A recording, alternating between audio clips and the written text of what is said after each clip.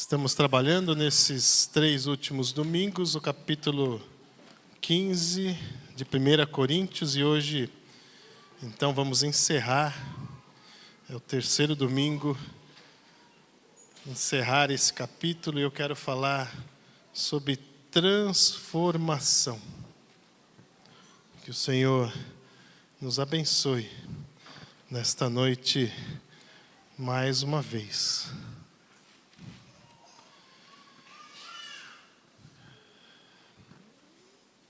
O texto diz o seguinte: assim será com a ressurreição dos mortos, o corpo que é semeado é perecível e ressuscita imperecível. Louvado seja o nome do Senhor, que maravilha. Pai, fala aos nossos corações mais uma vez, nesse tempo em que nós nos prostramos para ouvi-lo. Que seja assim nesta hora, que o Senhor revigore as nossas forças para a caminhada neste tempo, neste mundo. Nós oramos em nome de Jesus. Amém. Todos nós conhecemos o valor de uma pérola. Aliás, a pérola é uma das joias preciosas mais cobiçadas que existe no mundo. E é a única joia preciosa que é orgânica. As demais são minerais, mas a pérola é uma estrutura orgânica. Ela é formada pela invasão de um parasita, ou de um grão de areia, ou de algum elemento orgânico que invade uma concha, né? Que seja bivalve, aquela concha que tem 2 partes. E esse elemento estranho, ele causa dor e a ostra não consegue expelir essa agressão. E ela começa então, com essa dor, a buscar uma reação de defesa. É interessante que eu vou chamar esse elemento estranho, vou chamar de gérmen, tá bom? Então esse gérmen, essa semente, esse início, ele vai sendo revestido por uma substância chamada nácar, ou madrepérola, e à medida em que a ostra vai depositando camadas concêntricas ao redor desse grão de areia, ou desse parasita, ou desse corpo estranho, ela vai então formando esse espetáculo da natureza e revestindo aquele pequeno gérmen de uma beleza absurda. De tal maneira que o que nós temos no final do resultado é extremamente mais glorioso, valioso do que aquilo que gerou esse processo.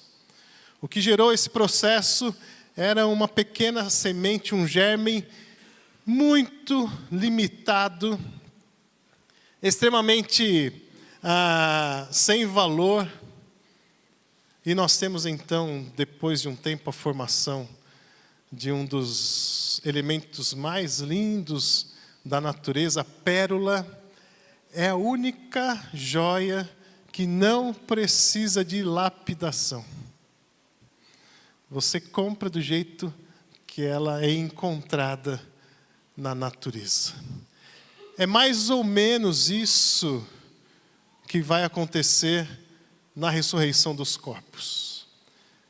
Esse corpo que nós temos, ele é uma semente, ele é um gérmen, ainda defeituoso, ainda limitado, ainda pequeno, com pouco valor.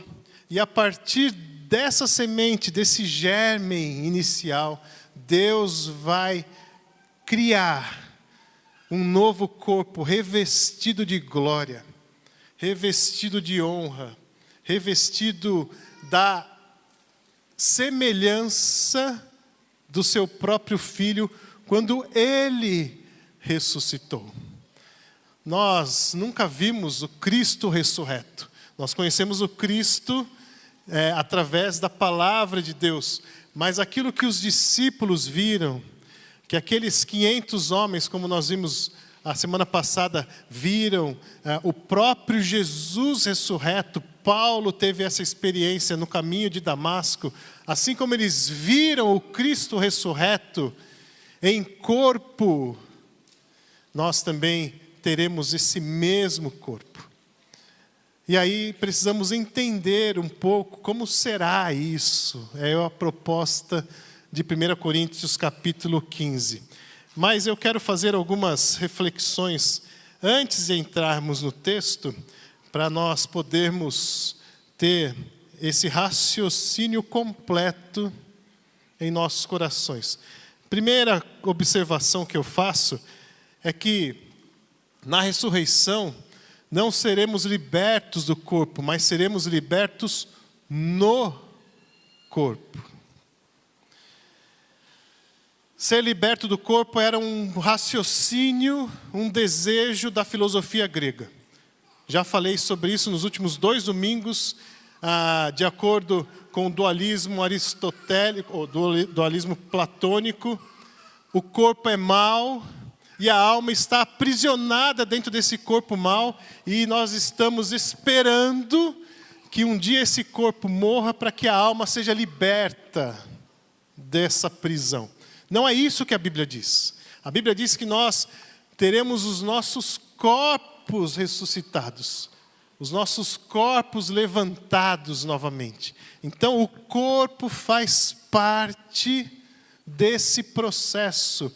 Eu fico imaginando algumas outras linhas espiritualistas que temos por aí, que falam sobre reencarnação, ou falam sobre a evolução do homem através de gerações.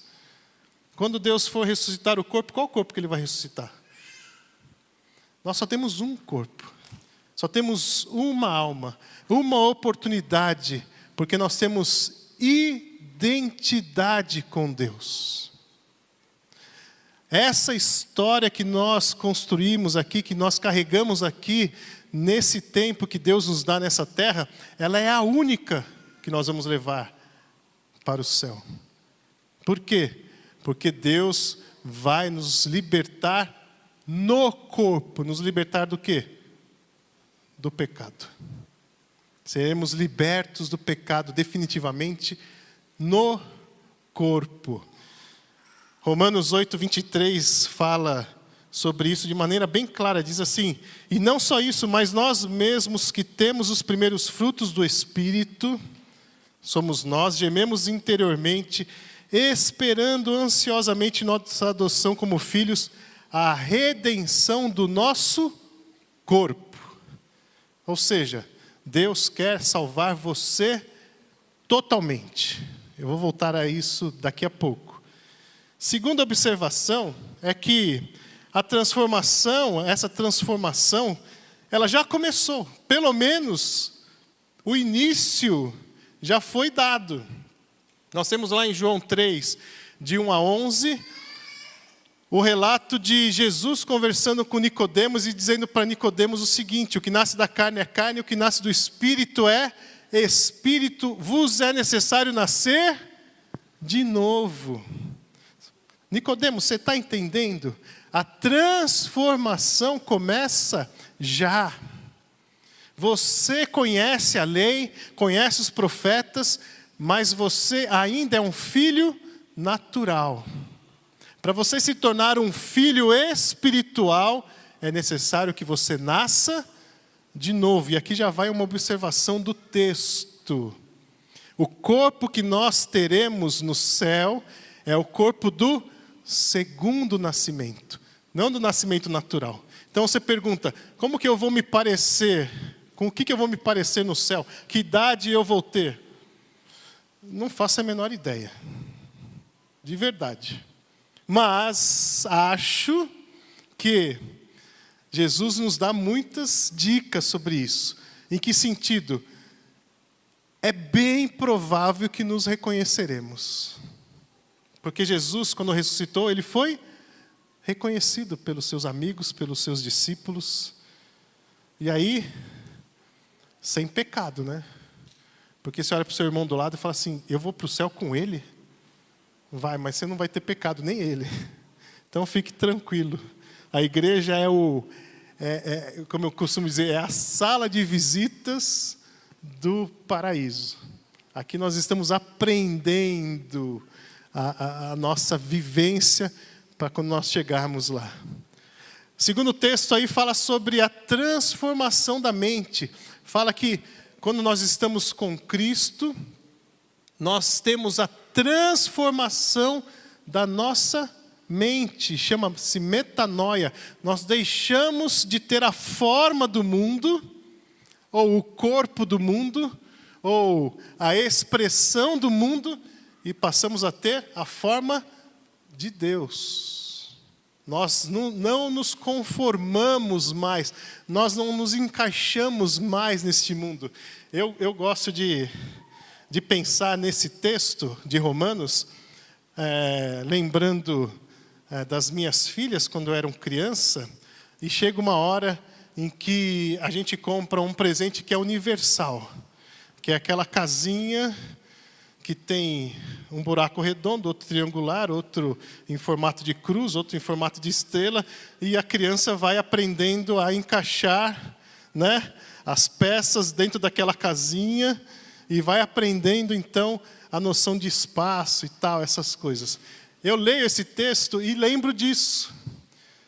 Nós não nos conformamos em Cristo mais a este mundo, mas somos transformados pela renovação da nossa mente para que experimentemos a boa, agradável e perfeita vontade de Deus. Eu penso que é assim, se Deus pegar um dos seus filhos e tentar encaixar no mundo, não vai passar, não vai dar certo, não entra.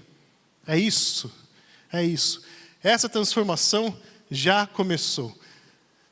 E terceira observação que eu quero fazer é que o modelo dessa transformação é Cristo. Cristo é quem será aquele que foi o primogênito, como eu falei domingo passado, foi a primícia, foi o primeiro, e nós vamos seguir essa mesma condição. Então, 1 João 3:2, guarde esse texto, porque esse texto aí, de 1 João 3:2, ele é extremamente claro em relação a esse assunto. Diz assim, amados, agora somos filhos de Deus e ainda não se manifestou o que havemos de ser, mas sabemos que, quando Ele se manifestar, seremos semelhantes a Ele, a Cristo, pois o veremos como Ele é. Então esse corpo que nós teremos, ele será semelhante a Cristo, porque nós vamos conversar com Cristo face a face. Olha que maravilha. Segunda coisa é que Lucas 23, 33 a 43 e João 20, 19 a 29, eu vou ler só João 20, 19 a 29, porque Lucas fala também quase o que João fala no sentido em que eu quero destacar nessa noite. João 20, 19 a 29. Eu gosto muito desse texto e vocês vão entender por quê. João 20, 19 a 29. Diz assim a palavra de Deus. Ao cair da tarde daquele primeiro dia da semana, estando os discípulos reunidos a portas trancadas, por medo dos judeus, Jesus entrou, pôs-se no meio deles e disse, paz seja com vocês. É um corpo que não tem mais os limites desse corpo. Jesus estava reunido com os discípulos de porta trancada E nós não sabemos se ele atravessou a porta, se ele se materializou, o que aconteceu. Mas eles estavam com medo, porque Jesus havia acabado de ser crucificado e os discípulos, super corajosos, foram se esconder, trancaram as portas, e de repente eles olham e Jesus está no meio deles. E ele é reconhecido, e é tocado, veja. Tendo dito isso, Jesus disse, paz seja com vocês. Tendo dito isso, mostrou-lhe as mãos e o lado, onde ele tinha sido ferido com a lança. Mostrou as mãos perfuradas e é onde ele foi ferido. Os discípulos alegraram-se quando viram o Senhor. Eu não sei se a gente vai ter cicatriz no céu, porque eles viram as mãos de Jesus feridas e o lado do seu corpo ferido. Mas vamos continuar aqui. Novamente, versículo 21. Jesus disse, paz seja com vocês. Assim como o Pai me enviou, eu os envio. E com isso soprou sobre eles e disse, recebam o Espírito Santo. Se perdoarem os pecados de alguém, estarão perdoados. Se não os perdoarem, não estarão perdoados. Tomé, chamado Dídimo, um dos 12, não estava com os discípulos quando Jesus apareceu. Os outros discípulos lhe disseram, vimos o Senhor, mas ele lhes disse, se eu não vir as marcas dos pregos nas suas mãos, não colocar o meu dedo onde estavam os pregos e não puser a minha mão no seu lado, não crerei. Os discípulos falaram assim, nós vimos o mestre e ele estava com as mãos marcadas e com o lado ferido. E Tomé falou assim, eu só acredito vendo. Não só isso, tocando. E aí, uma semana mais tarde, os seus discípulos estavam outra vez ali, Tomé com eles. Apesar de estarem trancadas as portas, de novo, Jesus entrou, pôs-se no meio deles e disse, paz seja com vocês. E Jesus disse a Tomé, coloque o seu dedo aqui. Veja as minhas mãos, estenda a mão e coloque-a no meu lado. Pare de duvidar e creia. Disse-lhe Tomé, Senhor meu e Deus meu. Então Jesus lhe disse, porque você me viu, você creu? Felizes e somos nós, os que não viram e creram.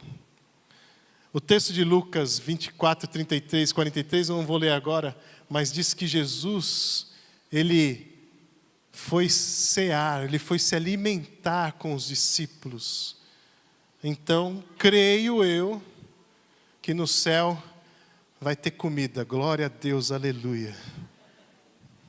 Eu não sei quem vai cozinhar, mas esse versículo, esse texto me anima demais, né? Para ir para o céu. Porque Jesus, ele se alimentou ali com os discípulos, com os apóstolos. E o último, 1 Timóteo 2,5, rapidamente, diz... 1 Timóteo, capítulo 2, versículo 5. Pois há um só Deus e um só mediador entre Deus e os homens, o homem Cristo Jesus. De alguma maneira, há uma continuidade. Eu falei a semana passada, não faz sentido Deus destruir o nosso corpo, destruir a nossa alma e criar um novo corpo, uma nova alma, sem continuidade com essa. Porque esse novo corpo, essa nova alma, não teriam pecado. E aí a gente nega a eficácia da cruz. E o texto de Timóteo diz que nós temos um representante diante de Deus, Jesus Cristo, homem. Quando nós nos encontrarmos com Jesus no céu, ele será como nós, ou melhor, nós seremos como ele. Por isso nós temos, diz Hebreus, um representante diante de Deus que conhece as nossas dificuldades, porque ele é homem. Tudo bem? Tranquilo? Então vamos ao texto. Vamos lá tentar traduzir o que Paulo quis dizer aí nesse texto de 1 Coríntios, capítulo 15. Ele começa assim: mas alguém pode perguntar, como ressuscitam os mortos? Com que espécie de corpo virão? Veja, Paulo está replicando a pergunta que estão fazendo. Paulo está dizendo assim aos coríntios: as pessoas chegam para vocês e, como elas não acreditam que o corpo será ressurreto, porque o corpo é uma prisão, então elas perguntam para vocês, igreja de Corinto, como é que ressuscitam os mortos? Como é esse corpo? Como será esse corpo? Paulo está replicando a pergunta que os coríntios ouviam daqueles que estavam ao redor da igreja de Corinto. Aqui algumas observações. Primeiro, a palavra corpo aqui, que Paulo usa, é soma. Daí nós temos a palavra no português somático, aquilo que é do corpo, né? E essa palavra corpo, soma, ela é uma palavra neutra. É uma palavra que não é nem boa, nem ruim. Ela não fala nem de carne, nem de outra estrutura. A palavra soma aqui, ela significa uma estrutura neutra. Então, o que nós fazemos com o nosso corpo é que diz se nós somos bons ou se nós somos maus. Nós damos a direção para o nosso corpo. Se ele vai ter uma vida boa, que agrada a Deus, ou se ele vai ter uma vida má, longe de Deus. Nós conduzimos esse corpo que é criado neutro. Paulo começa o raciocínio dessa maneira. Então, soma tem a ver com essa estrutura física. Você vai ver daqui a pouco, Paulo vai falar que esse corpo, ele pode ser tanto humano, quanto animal, quanto celestial e quanto até estrelar. Vamos ver aqui, porque Paulo trata assim. Então ele diz, versículo 36, insensato ou louco, o que você semeia não nasce a não ser que morra. Gente, é assim. Para uma semente nascer, ela precisa morrer primeiro. Nós lançamos essa semente na terra, ela morre e aí ela vai brotar. Por isso, nós ainda passamos pela morte nesse tempo. A morte para nós é uma semeadura, não é o fim. A morte para o crente é o momento em que ele passa dessa semeadura para o que ele vai receber na eternidade. Então a morte para nós, isso se torna um trânsito, um momento transitório. Por isso nós podemos confortar os nossos irmãos quando alguém da família morre, está em Cristo e nós dizemos, daqui a pouco estaremos juntos. Porque o que aconteceu ali foi apenas uma semeadura. É isso que Paulo está dizendo. Versículo 37. Quando você semeia, não semeia o corpo que virá a ser, mas apenas uma simples semente, como de trigo ou de alguma outra coisa. É difícil falar sobre semente aqui na capital nacional da agronomia, né? A Exalc. Mas, gente, o que Paulo está dizendo aqui é óbvio. Quando você planta uma semente, ela morre, e o que nasce? Sementes? O que nasce? Um fruto? O que nasce? Uma árvore. O que nasce da semeadura é muito maior do que o que você plantou. Assim será o corpo. Ele terá uma expressão muito maior do que essa que nós temos hoje. Então vamos continuar. Versículo 38. Mas Deus lhe dá um corpo, como determinou a cada espécie de semente dar seu corpo apropriado. E aqui, o texto, quando fala Deus determinou, significa, como o pastor Reinan falou de manhã, está no tempo auristo, ou seja, está consumado. Ele determinou e já está concluído.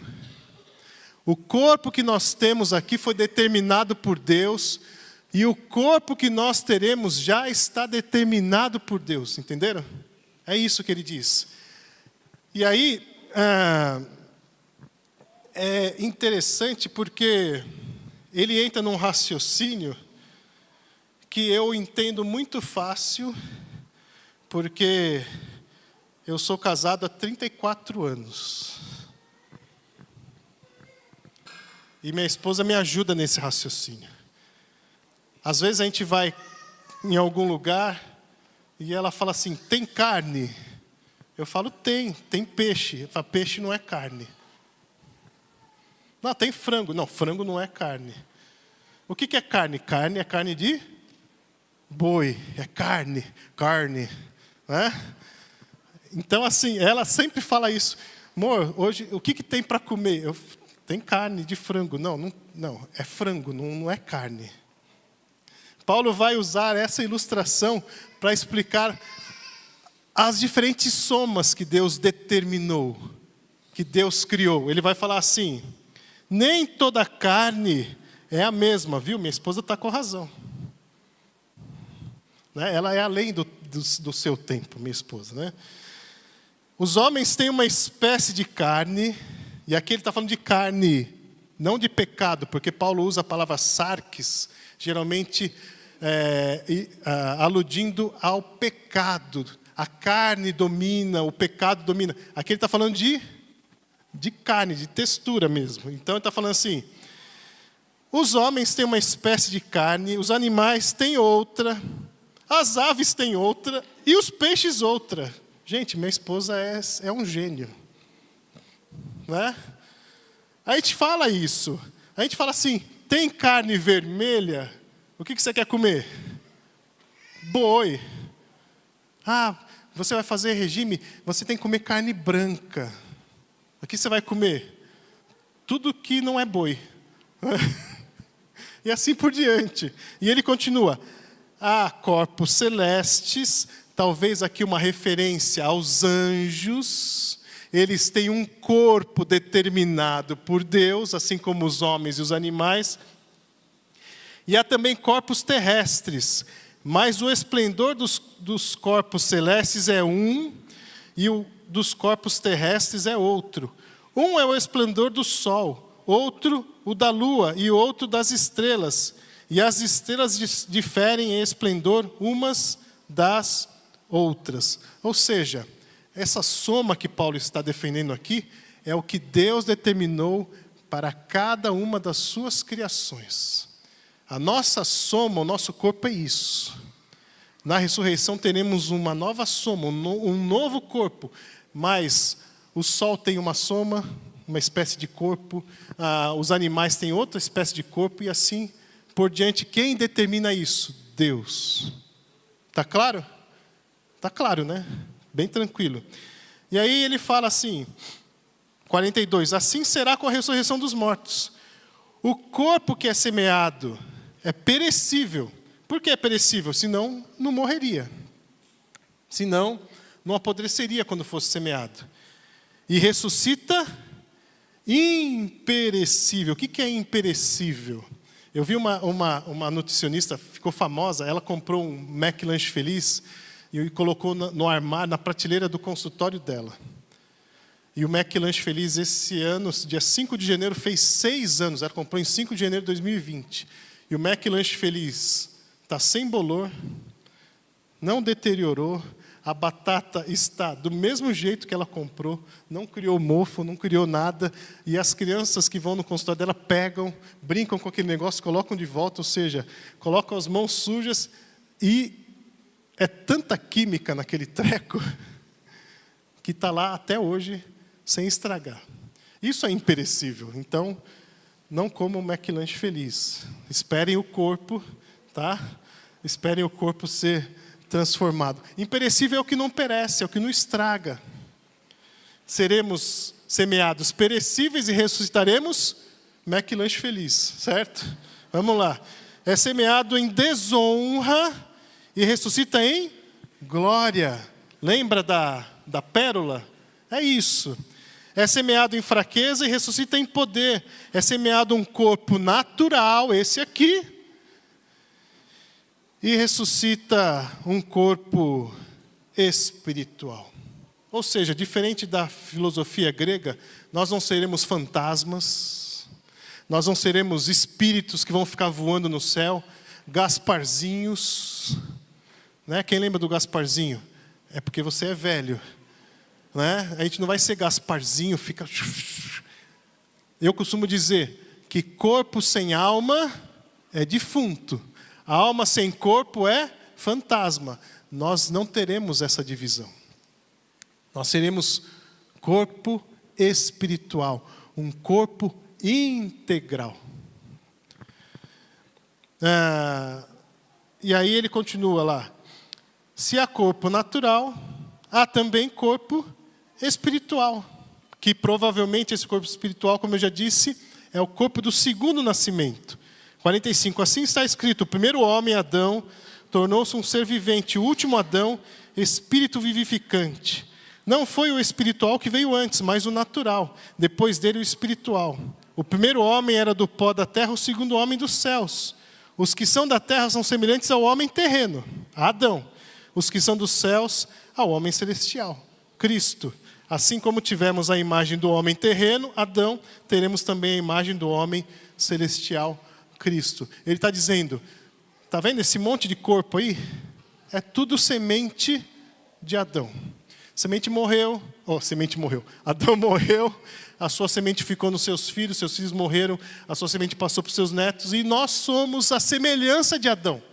Mas aqueles que nascem de novo terão a semelhança de Cristo, porque Cristo nos dará esse corpo espiritual. E nós então estaremos preparados para viver a eternidade com Deus. Mas não me pergunte quantos anos nós teremos lá, tá bom? Não adianta você me perguntar. Eu tenho uma suposição. Eu acredito que nós teremos a idade de Adão quando foi criado. Então não me pergunte quantos anos ele tinha, porque eu não sei. Mas eu acredito que como Deus criou Adão do pó da terra, e ele já foi criado adulto, e por isso que eu creio que a terra não tem milhões de anos, porque Deus pode criar todas as coisas já com uma aparência de idade, de cronos. Então, para mim, a Bíblia é perfeitamente correta, mas Deus criou Adão do pó da terra, e eu acredito que quando ele restaurar esse corpo, ressuscitar esse corpo e nos transformar nesse novo corpo, nós teremos, eu penso, a idade de Adão. Ou a idade de Cristo, porque nós seremos a semelhança de Cristo. Então, eu chuto que a gente vai estar ali entre os 33 e os 40 anos, tá bom? Então, tem mulher que já ficou feliz. Vou rejuvenescer, né? Não é isso? Mas é um chute, tá bom? Isso não é teologia. Mas vou fazer aqui 4 observações. A primeira eu já repeti, essa eu já tenho repetido da semana passada. Foi a primeira observação da semana passada. Cristo veio salvar o homem integralmente. Ele quer salvar você. Do jeito que você é. Do jeito que você é. Sabe por quê? Porque você é criação de Deus. Deus moldou você no ventre da sua mãe. Você é exclusivo para Deus. E Ele quer salvar você. Aí você fala assim, mas eu sou feinho. Não tem problema, Deus acha você lindo. Fiz esse comentário porque daqui a pouco eu vou voltar a ele, tá bom? Segunda observação. O homem foi criado bom. E foi criado bom por Deus. Quando Deus criou o homem, disse que isso era muito bom. Ele foi criando toda a criação e ele foi falando, isso é bom, isso é bom, isso é bom. E quando criou o homem, ele falou assim, isso é muito bom. Então o homem foi criado bom por Deus e será recriado, dessa vez, bom e sem o pecado. É muito provável que a nossa deterioração esteja muito relacionada ao pecado. As pessoas perguntam assim, por que lá no começo de Gênesis os caras viviam 800 anos, 700 anos? Por que você acha? Não tinha McDonald's, não tinha KFC, não tinha comida multiprocessada, é isso? Na minha cabeça, eles não conheciam ainda toda a extensão do pecado. O pecado é um fator deteriorante. Então, naquela época, o corpo deles ainda durava mais, porque Adão tinha cometido o primeiro pecado. Os seus filhos, Caim, quando mata Abel, comete o segundo pecado. E talvez eles ainda não tivessem essa ideia do que nós temos hoje. Que hoje tem pecado para tudo quanto é lado, Então talvez seja isso, não sei. Mas nós teremos um corpo bom, ressurreto e sem pecado. Uma vez um aluno da teológica me perguntou, pastor, mas se depois a gente for para o céu e alguém resolver fazer igual Lúcifer e duvidar de Deus? Eu falei, aí você está abusando da minha boa vontade, Como que eu vou saber? Mas nós não teremos pecado. É basicamente dizer, nós não teremos a possibilidade de pecar mais. Terceira afirmação, e preste atenção nessa afirmação. Investir na estética não é cuidar do corpo. Investir na estética não é necessariamente cuidar do corpo. Eu cuido do meu corpo porque eu faço botox. Isso não é cuidar do corpo. E aí você olha para a minha barriga e você tira a sua conclusão, mas eu quero dizer que você está equivocado, porque cavalo tem barriga, mas corre também. O cavalo não tem barriga? E corre pra caramba, eu corro. Meu genro sofre para me acompanhar. Olha a cara dele aqui. Então, a questão não é estética. Eu aprendi isso quando eu tinha 14 anos. A OMS diz que saúde, cadê os médicos de plantão? É o completo bem-estar físico, mental e social. E o professor, ele enfatizava, e não apenas a ausência de doenças. Estou certo? Estou certo? Acertei? Eu tinha 14 anos, eu ainda lembro disso. Ou seja, cuidar do corpo é cuidar da sua integridade.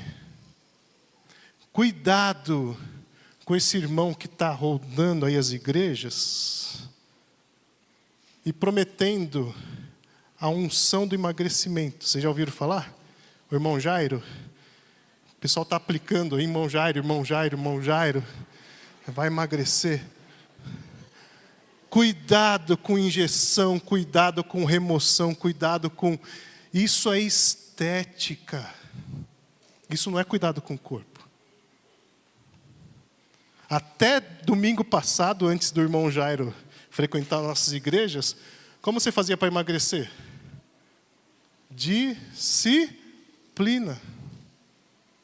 Cuidar do corpo é ter disciplina, porque tudo que te domina e não é Deus é pecado.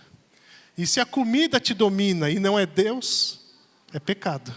Se a estética te domina, isso não é Deus, é pecado. Se a academia te domina, gente, eu vejo pessoas que falam assim, eu fui na academia essa semana só 4 vezes. Eu falo, uau, Isso é incrível, mas a pessoa começa a ficar nervosa porque ela não pagou.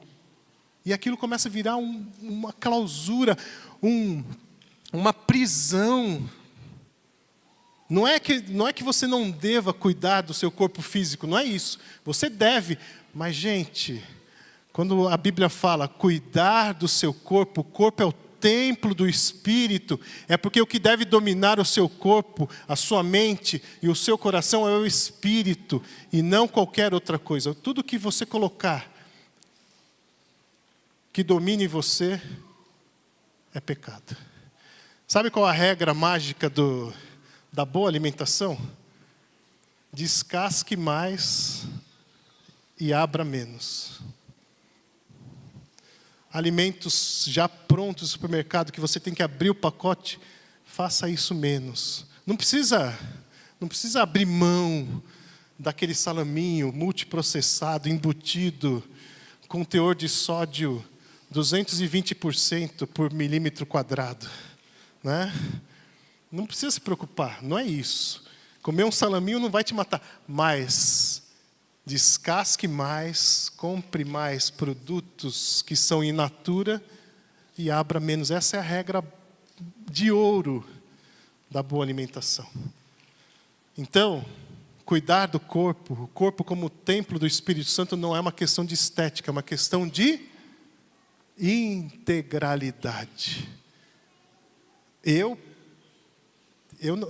não vou perguntar quem já usou, quem conhece o irmão Jairo aqui, porque isso é particular. Mas eu temo. A pessoa não queria tomar a vacina da Covid porque ia virar jacaré. E agora está aí, né? Bom, deixa para lá. Vamos lá. E o último ponto. A ressurreição não é reconstrução. Não será juntar os pedaços de outrora. Às vezes as pessoas falam assim, mas fulano de tal morreu. Eu ia falar num naufrágio, mas não posso falar porque a gente vai fazer uma viagem de navio e minha esposa vai ficar com medo. Uma pessoa morreu a pessoa foi, cremada. Como é que Deus vai juntar agora aquele pó que sobrou? Ressurreição não é reconstrução. Ressurreição, de alguma maneira, é a continuidade daquilo que você tem ligado a Deus. É mais ou menos assim. Sabe quando você tem Nossa! Quem lembra do CP100? Primeiro computador que chegou no Brasil. Daí foi CP200, CP300, CP400, CP500. Alguém lembra disso? Tirando o Junão lá que já está com aquela cara de dor. E aí os computadores foram melhorando. Hoje a gente tem aí computadores de última geração. A ideia é mais ou menos a seguinte. O Heber vai me ajudar aqui, acenando com a cabeça assim ou assim. A ideia é mais ou menos o seguinte. Você está construindo uma história com Deus. E aí Deus vai pegar esse arquivo, vai jogar esse CPzinho 500 no lixo e vai instalar fala aí um computador poderoso aí. Um computador preparado para garimpar Bitcoin, aqueles poderosos. É assim que vai acontecer. Você vai ter uma continuidade, mas Deus não precisa ir lá buscar o seu pó. Ele vai reconstruir, ele vai reestruturar a partir do seu relacionamento com Ele. Por isso é importante ter vida cristã. Tudo bem? Deu para pegar mais ou menos a analogia, Heber? Está tranquilo? Maravilha? Então vamos aplicar? Por que Paulo falou tudo isso? Primeiro, se cremos na ressurreição, que é o apelo do capítulo 15 de Coríntios, Paulo está escrevendo para falar, haverá ressurreição. Se cremos na ressurreição, devemos usar também nossos corpos para a glória de Deus. Os nossos corpos são importantes. Nós teremos, de alguma maneira, uma continuidade, um outro corpo glorioso, transformado, mas, de alguma maneira, esse corpo ainda é a semente, para que nasça o outro corpo, para que venha o outro corpo, para que nós tenhamos essa oportunidade. E eu falei a semana passada, o nosso corpo é o santuário do Espírito Santo. É verdade que alguns de nós são catedral do Espírito Santo, né? Mas o que importa é que nós tenhamos essa consciência de que Deus vai nos salvar completamente. Por isso nós temos que ter responsabilidade. Aqui uma palavra mais para os homens. Há quanto tempo faz que você não procura um médico para fazer uma avaliação, um check-up? Homem tem medo. Gente, quando a gente tinha consultório, eu e a Vanessa, era notório, né? Quando ia um homem tomar anestesia. Doutor, vai doer, não sei o que lá. Homem é um bicho, sei lá. Não vou dizer porque eu sou homem, então eu vou deixar para vocês definirem. Mas você tem cuidado desse corpo que Deus te deu? Esse corpo é um presente de Deus, ele foi criado por Deus e ele é sustentado por Deus. Tome conta deste corpo, ele é um presente de Deus. Ele não é uma prisão, ele não é mal, ele não é uma clausura. Como eu disse, Paulo diz que a palavra soma é uma palavra neutra, mas o que você faz com esse corpo vai tornar esse corpo glorioso. Nesta terra ainda, pelo menos vai glorificar a Deus. Tudo bem? Claro? Ficou claro? Segundo, se cremos na ressurreição, nosso sofrimento é passageiro. Eu não sei, Deus não me ama, Deus não gosta de mim, Deus me mandou uma doença, Deus me mandou sofrimento, Deus me mandou... Gente, eu não tenho explicação para o sofrimento, a não ser que ele vem das consequências do pecado no mundo. Às vezes nem é do seu pecado. Às vezes o sofrimento vem porque outra pessoa pecou e você está sofrendo. Eu não sei explicar porque Deus permite isso. Mas o que eu sei dizer é que isso é passageiro. Um dia nós estaremos de volta no corpo restaurado, vivendo eternamente em alegria, em comunhão, na presença do Senhor. Não haverá sofrimento, não haverá nenhum tipo de lágrima. E para os dentistas, uma triste notícia, não haverá ranger de dentes, né? Não dá para fazer plaquinha, né? Mas não haverá mais nada disso, porque não haverá pecado. Então, se você estiver passando por um sofrimento, lembre-se, coloque isso nas mãos de Deus e creia, um dia isso vai cessar definitivamente. Tenha fé, tenha força, tenha vigor, lembre-se, um dia eu ressuscitarei com Cristo. E a terceira afirmação, terceira aplicação é, se cremos na ressurreição, podemos desfrutar do sustento de Deus todos os dias ainda nesse corpo. A prova de que esse corpo não é mau é que Deus cuida da sua vida. Jesus diz, olhe para as aves do céu, não semeiam nem ceifam, contudo vosso Pai Celestial as alimentam. Não sois vós mais importantes do que elas? Olhe para os lírios do campo, nem Salomão em toda a sua glória se vestiu como um deles. Não sois vós mais importantes do que os lírios do campo? Se Deus cuida das aves do céu e dos lírios do campo, não cuidará de vós ou de nós? É por isso que Paulo vai dizer depois, se você tiver o que comer e com o que se vestir, seja grato. fato. Porque Deus cuida de nós, Ele nos sustenta, porque Ele nos ama e Ele não pode amar nada que é mal. Ou seja, Deus te ama completamente, do jeito que você é. E Ele te sustenta e vai continuar te sustentando até o último dia. Amém? Tudo bem? Tranquilo? Vamos orar, a equipe pode subir. E que tenhamos uma excelente semana. Lembre-se de que você não encerra a sua história aqui. O início da transformação já começou.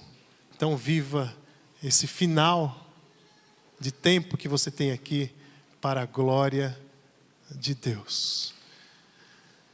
Vamos colocar em pé. Pai, nós te louvamos por tanta beleza e tanto poder. No momento final das nossas vidas, perceber que o Senhor tem tudo sob controle. Isso é alentador demais, isso é carinhoso demais, isso é amor demais. Enche os nossos corações com essa certeza e com a Tua mão. Nessa semana, ó Pai, faz-nos glorificar ao Senhor com tudo aquilo que o Senhor nos der. É em nome de Jesus. Amém.